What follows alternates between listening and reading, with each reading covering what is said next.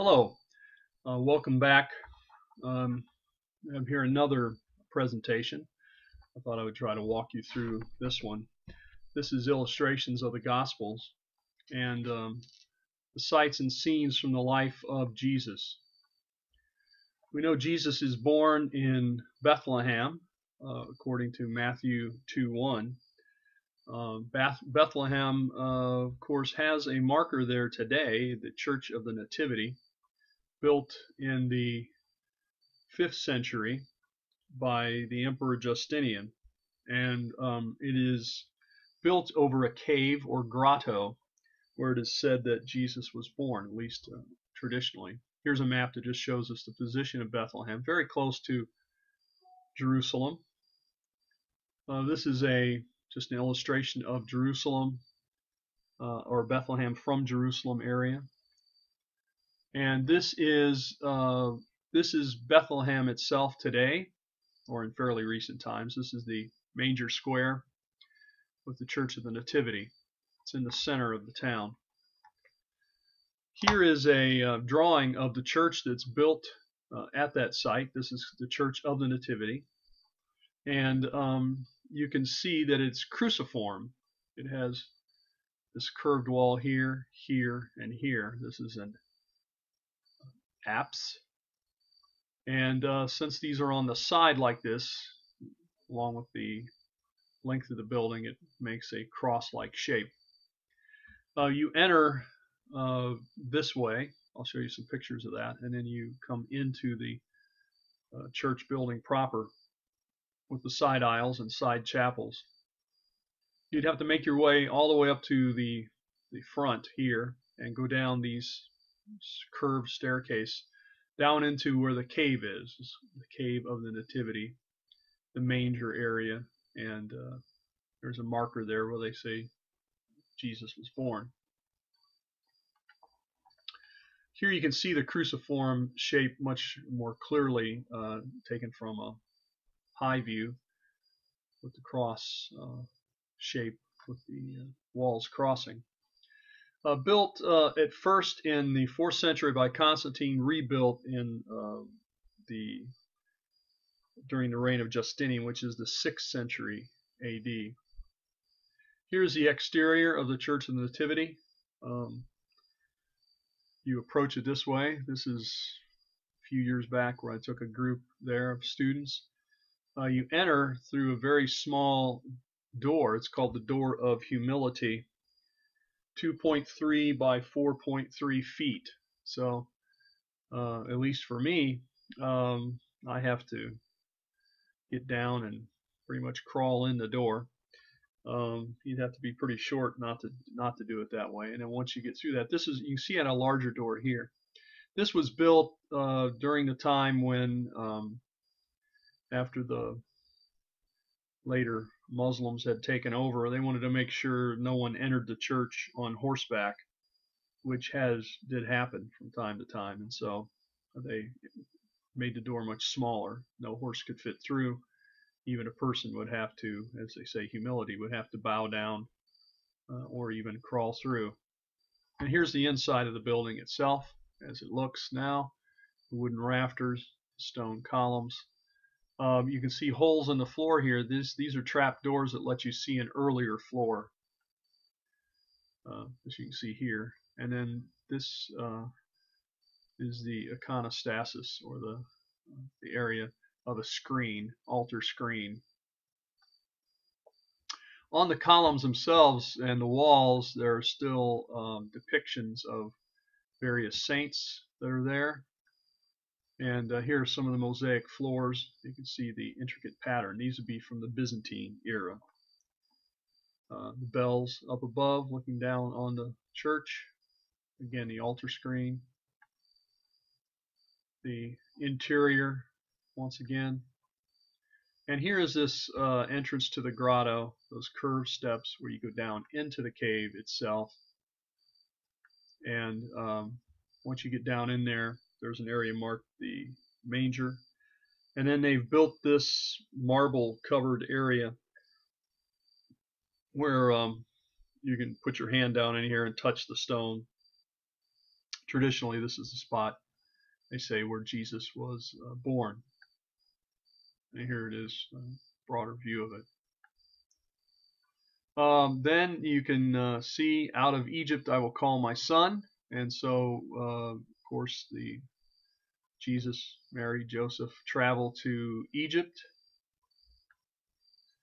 and make their way from Bethlehem to Egypt to escape Herod.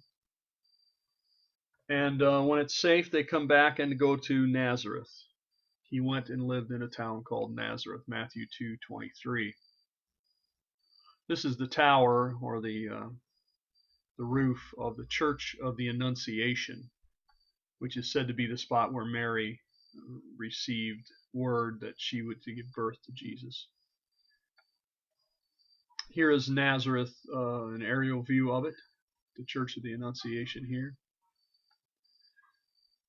and a postcard from the same area with a nice view of the church. Of course, Nazareth at the time was a very small town. It's grown now. It's a large Palestinian town in the north. Another view of the church.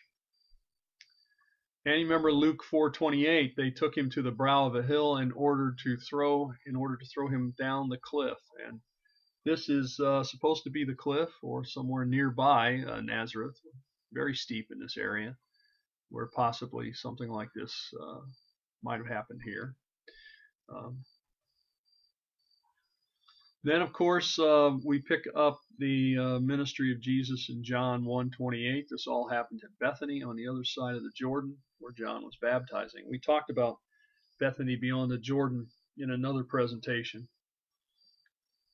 But these are pictures taken far north of that site, Bethany beyond the Jordan, in a site where many tourists go to get close to the Jordan River. And actually, many people are baptized here as well. So you get a sense of the Jordan River. This is coming right out of the Sea of Galilee, and so there's still a good amount of water here. Part of the problem is much of the water out of the Sea of Galilee is being siphoned off. It's being pumped out and used for, well, taken to Jerusalem, Tel Aviv, using for drinking water, used for irrigation, things like that. And so consequently, the lake, Sea of Galilee, is receding. It's getting smaller. The Dead Sea is getting smaller. The Jordan River is also smaller. But here you still get a good sort of visual of what it might have looked like when and where Jesus was baptized, although most people today believe this was probably further down river, closer to the Dead Sea. But here it is. You can see the trees on both sides. And this is the baptismal area. It's all set up for tourists.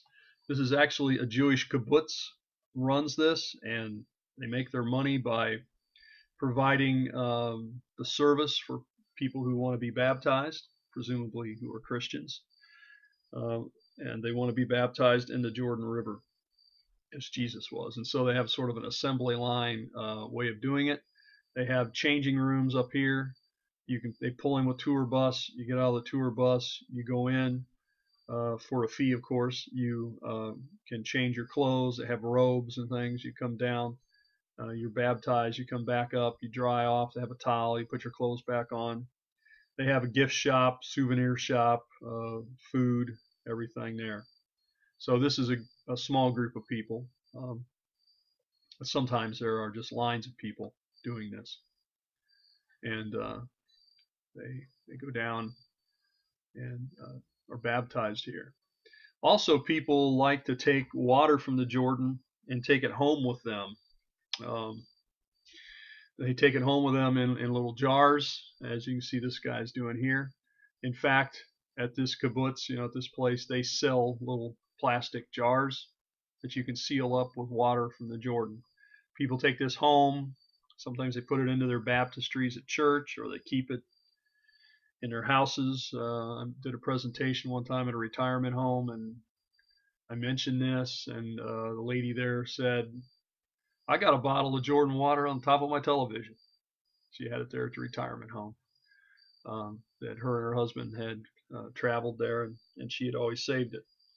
So this is sort of a popular thing to do, and some people do it. That's what this man's doing. And of course, this is the Bethany Beyond the Jordan site that we talked about earlier. This is also a possible spot where this happened, closer to the Dead Sea. And these are just some of the views of the Jordan in this area there. And you can see it's pretty lush in this area.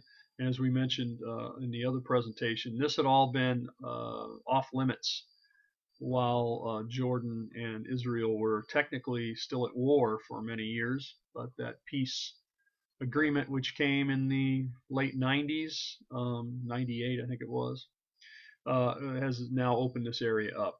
And so the current Pope and the previous Pope both visited here, and that's brought a lot of attention to it, and it's now a major tourist attraction. This is the way it looked before it was a major tourist attraction. They were still developing it. It was being excavated. But you can see the green area here. This is a place where Byzantine pilgrims would go to be baptized, just as, like I just showed you, the tourist would go today in Byzantine times, let's say 600s, 500s, 600s, 700s. Christians would go here and want to be baptized here in this area.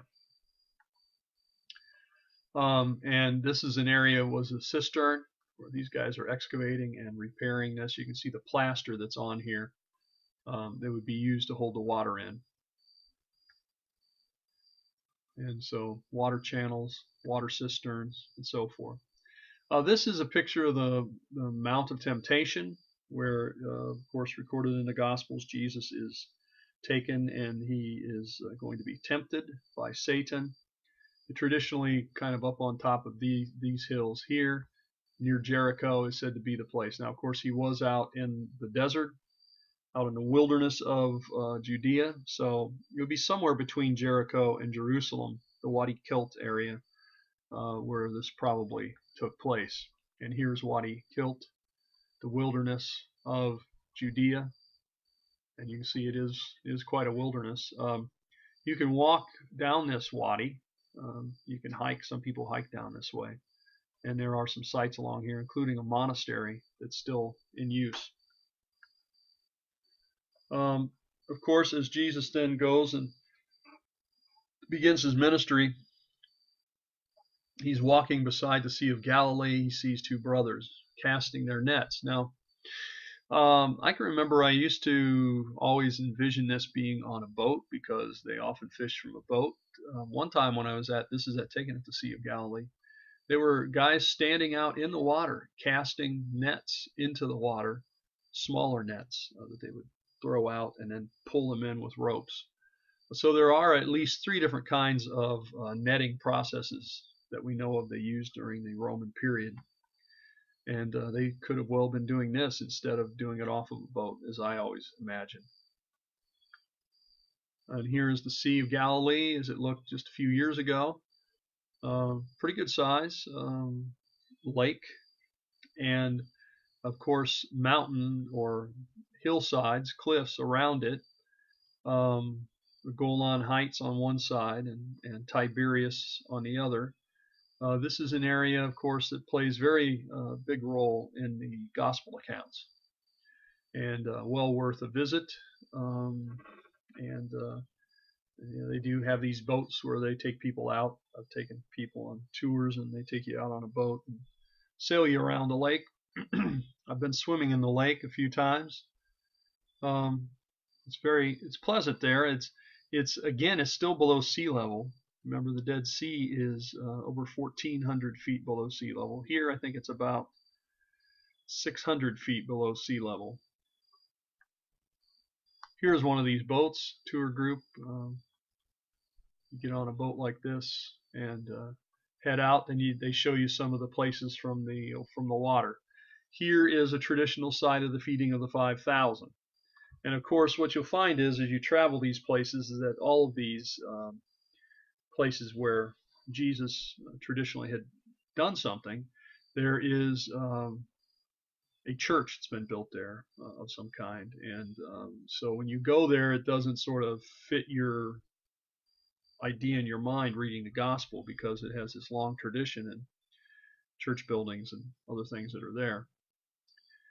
Here's a sea near Capernaum, and of course Jesus spends a lot of time in Capernaum. Leaving Nazareth, he went and lived in Capernaum, Matthew 4:13. So here is the Sea of Galilee as seen from Capernaum. Now the sea probably would have been a little closer to the city than it is today, because, as I said, the water level has declined. One of the main things to see here, as far as the archaeological remains, is the synagogue and Peter's house church. Now, this photo is before they built a modern church over the top of Peter's house church. I think I've got a picture of that. The Franciscans, I believe it is, built this kind of church on a long metal arm that hovers, I'm not going to say hover, but it stands over the top of this with a glass floor inside. So you can go inside and look down and see this, although it's hard to see it now because of this new structure. But like I told you, they like to build a church over every spot. I mean, it's believed that Peter's house was here, and then later his house became a worship center, church, and then it was expanded and expanded, and of course now there's a modern one over the top of it. Now nearby to that is the synagogue. This synagogue is much later than the time of Jesus, about the 5th century, but it's built over the foundations of an earlier synagogue. So here's the 5th century synagogue, but down below, and it's limestone, down below there's basalt walls, and these have been dated to the Roman period. So we're pretty sure of the location of the synagogue where Jesus preached, read the scriptures, and here is a drawing of what it might have looked like. And here you can see the basalt synagogue walls underneath the limestone building. So none of that basalt building remains. Here is that, I told you they built that sort of modern church, hovering, it has these pillars out here and a walkway here. And you go in and there's glass here. You can look out and see the Sea of Galilee, and then there's a glass part in the floor, and you can look down and see the house of Peter. So this is the way it looks today. And here, if you crouch down, you can get a picture of the original octagonal church that was built, the walls of it that were built on the spot, people believe, where Peter had his house. And then this modern structure over the top. Personally, I guess it's a lovely building. I guess I guess I like seeing the archaeological site without the modern building there, but I suppose that's my preference. Here's what it looks like on the inside. Again, a very nice building, and there's a big glass floor in area here. I'm not sure you were supposed to take pictures here, but I took one anyway, just to illustrate what it looks like, and you can look down and see it from this railing. Now, also nearby to the Sea of Galilee, there is a place, another kibbutz, where several years ago now they found a boat dating to the 1st century, and this got a lot of press as being the Jesus boat, and this is a model of what it looked like. Again, we have no evidence that Jesus was ever in this boat, but it is a boat of the 1st century, and I think it gives us a good indication as to what the boats were like, how large they were, and how they were constructed. And this one had been built and repaired many times. It was a fishing boat, no doubt about that. As the water receded from the Sea of Galilee, this outline of the boat was there, and they did this work on it and excavated it out, and then they actually lifted it out. They put foam in around it, kind of like the foam you use to seal around windows and that sort of thing. They put foam all around it to hold the wood together, and then they moved it from the spot that it was, and they moved it to a nearby kibbutz, and then they lowered into a specially made tank, and then they removed all the foam. They let it sit in this tank for, I don't know, probably 4 or 5 years in this specially made tank with a special resin in it that was supposed to preserve, and it did preserve the wood, because the wood was very friable. It was like sort of like wet cardboard, and this made it much more solid. After that had soaked for enough years, they drained it out, and now they've put it on display, much like this. They have this special metal frame to hold it, and here's the hull of the boat that you can now see if you go into the kibbutz's visitor center, and of course pay a small, well, maybe not so small fee. And they also have a gift shop. So, you know, if you want to buy a Jesus Boat t-shirt or something, I think those are available. Here are some of the items that were found along near the boat. This is a cook pot. Here are nails, just iron nails, Roman nails, very common. This is a lamp, oil lamp there. Now, of course, we also by the Sea of Galilee have a interesting account that takes place with the pigs. Jesus casting the demons into the swine, and there's confusion over the location of this account. It's a confusing textual problem that I'm not going to go into in too much detail here, other than to say that there are 3 town names that all have similar spelling and sounds: Gerasa, Gergesa, and Gadara.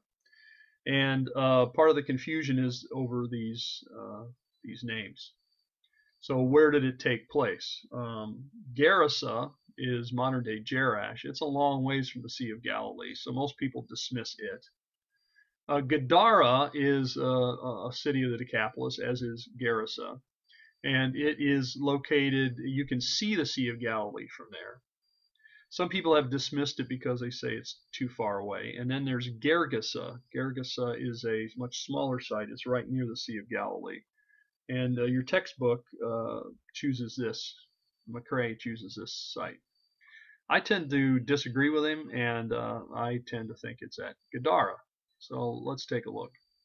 I will let you read these passages on your own, the synoptic record of it. Gerasa, the Gerasenes, the Gadarenes, and so forth. You won't find Gergesene in the text because it's a much later word. So here you go. Gerasa, 37 miles away. That's modern-day Jerash, or the archaeological site. Gadara, and this picture is taken from Gadara. You can see the Sea of Galilee. Origins of the early church fathers suggest another location, Gergesa, which is known as modern-day Kursi. And so the geography plays into this, the similarity of the names plays into it. And here you can see where Gergesa is, where Gadara is, and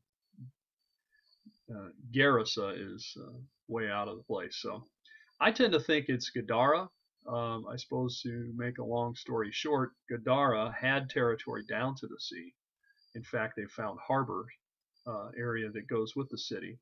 So to me, it is a city of the Decapolis. It has access to the sea. It has land that goes all the way from the city down to the sea.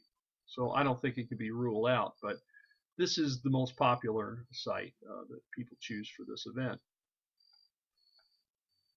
So McCrae gives his reasons why. Eusebius mentions it. There's a Byzantine church there, the geography, the steep bank, and the confusion over the names. And this is the site of Kursi, or Gergesa. There is a Byzantine church there that commemorates this event. But mostly you trace this back to Origen. Origen, in his commentary on actually the Gospel of John, interestingly enough, mentions this, and it was taken from there, and there's an early church tradition that it's here, and it is the closest one to the sea. So here's a map that shows the 3, and notice here they're trying to place Bethany beyond the Jordan, maybe here, but we've been placing it much further south. But this is an attempt to try to show where many of the things happen in Jesus' life, geographically speaking. How do you resolve it? Some people have said, well, maybe there's more than one event. I personally don't like that idea. One at Gadara, one at Gergesa. What about Jerash? All three cities are mentioned. All three are mentioned in the manuscripts in all three citations, all three passages. So today most people pick Gergesa. Most dismiss Gadara along with Gerasa because of the geography, as I've said, but it's about 5 miles from the sea. But there's good evidence that the territory may have reached the sea. So there are coins of the city. There are on the coins of the city of Gadara, there are anchors and boats. And recently, fairly recently, let's say in the past 10, 12 years, they have discovered a lot of early harbors, and one has been identified as a harbor to Gadara. Here's the modern map of the excavations of Qais, as it's called, or Gadara, and it is an extensive city. A couple of theaters, a lot of churches, just a lot of tombs. It's really a pretty rich site. Its history dates back to the Roman period. And here are some of those coins with the boats on it. Kind of hard to see here, but this one's much clearer. And here's the theater. Some of the streets.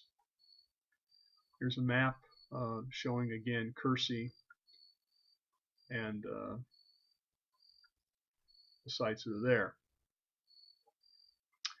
Now we want to talk about Bethsaida. Tel Bethsaida is located 1.5 kilometers off the north shore of the Sea of Galilee. Frequently mentioned in the New Testament. I believe perhaps Dr. Fennessy has worked at this site. It's believed to be the hometown of both Peter, Andrew, and Philip. Likely a place for several of Jesus' miracles, perhaps walking on the water, healing of the blind man, feeding of the multitudes. Bethsaida means the house of the fishermen, and it was finally cursed by Jesus, if you remember. Woe to Chorazin, woe to you, Bethsaida. Josephus says that Philip, the son of Herod the Great, gave it a status of a Greek city, sort of an independent city. Named it Julius after his wife, the wife of Augustus, Livia Julia. And it does play a role in the Jewish revolt in AD 67. Excavations began here in 1987. Consortium formed in 1990, and the excavations continue on. At one time they were under the auspices of the University of Nebraska at Omaha. A lot of Hellenistic Roman ruins, and there's an Iron Age gate complex that's here that's created quite a bit of a stir as well. So here's some of the pictures from the site itself. The fisherman's house, pictured here. The Iron Age bull stele that they found from the Iron Age gate. The site here you see on either side. This is the gate area. Some of the cookpots. This is a Hellenistic Roman cookpot. They found a coin here of an Athenian coin. This is a silver tetradrachma. Further to the north, there's another site that's mentioned in the Gospels, Caesarea Philippi. It's about 25 miles north of the Sea of Galilee.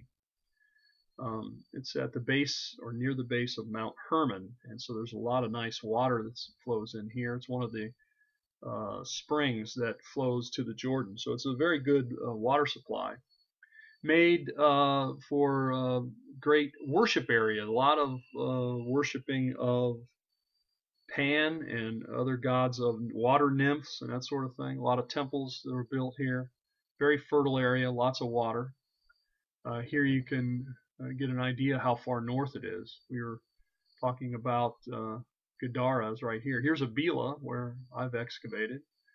And then Hippus is another Decapolis city. Here is the Sea of Galilee. This is Lake Hula.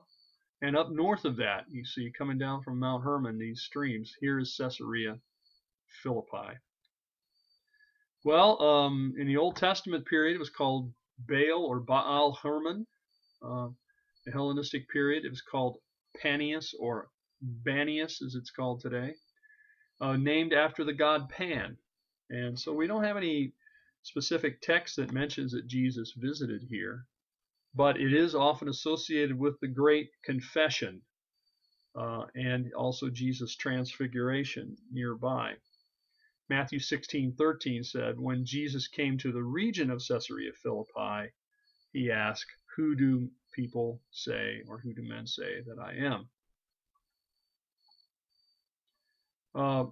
The spring is here, and this is the Grotto of Pan. It's a cave with a lot of shrines. There's a lot of shrines carved into this cliff, little arches like this that would have had statues in it. And back in this cave, people would throw sacrifices, throw offerings, that sort of thing into there, much like people throw coins into fountains now.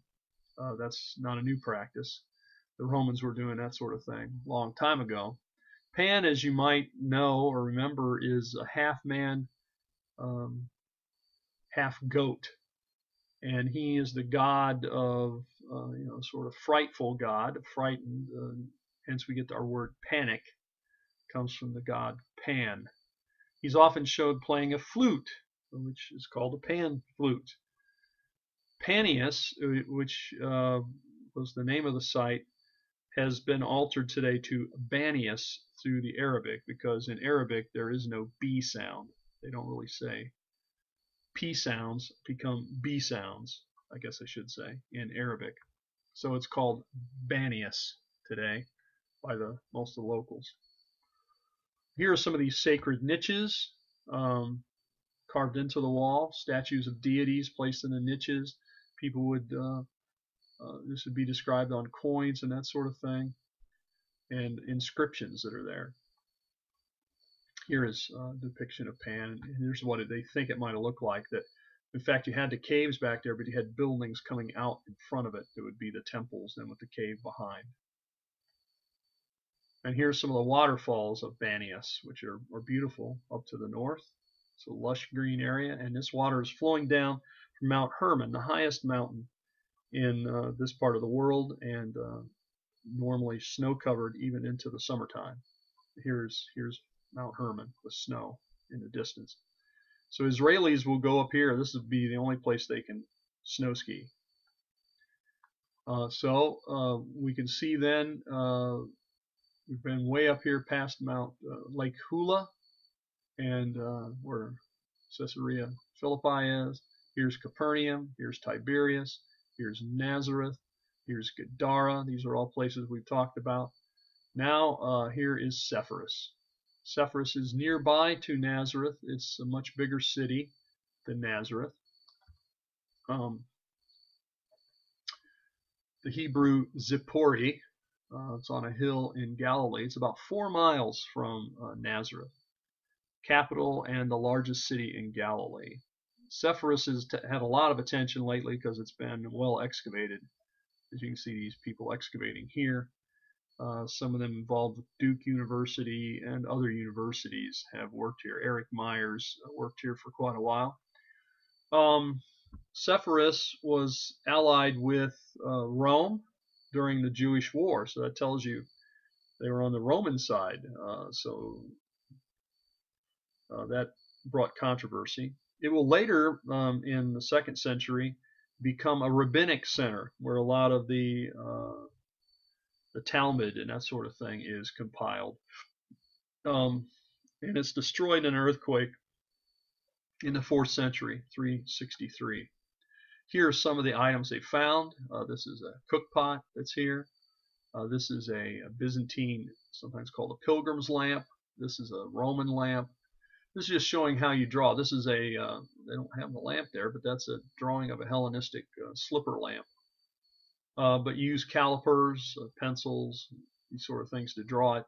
And this is still, this style now with the note cards and the drawings cut out on it has pretty much been replaced by computerization. But it's still, you can't really replace this kind of hand drawing because it really gives you a lot of details. You use photographs, digital photographs. They scan it. Sometimes now they place the the lamp on a pedestal, and they take so zoom all the way around at 360 of the object and store it as a file. So that's a new way to do it. But these drawings with the convention of showing the cutaway, this is pretty standard, and I don't think that practice is going to go away quickly. Here's some of the mosaics. They found some beautiful mosaics at Sepphoris. And here is an artist reconstruction of what the streets would have looked like. So this has gotten a lot of press because people say, well, this is where Jesus would have been introduced to Hellenistic culture, a big city, the Roman kind of ideas, not in a place,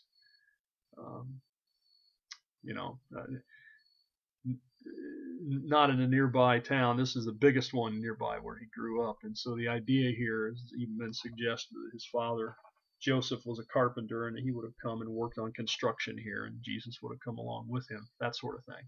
There's a lot of stuff written about that. Here's some more of the mosaics that are there.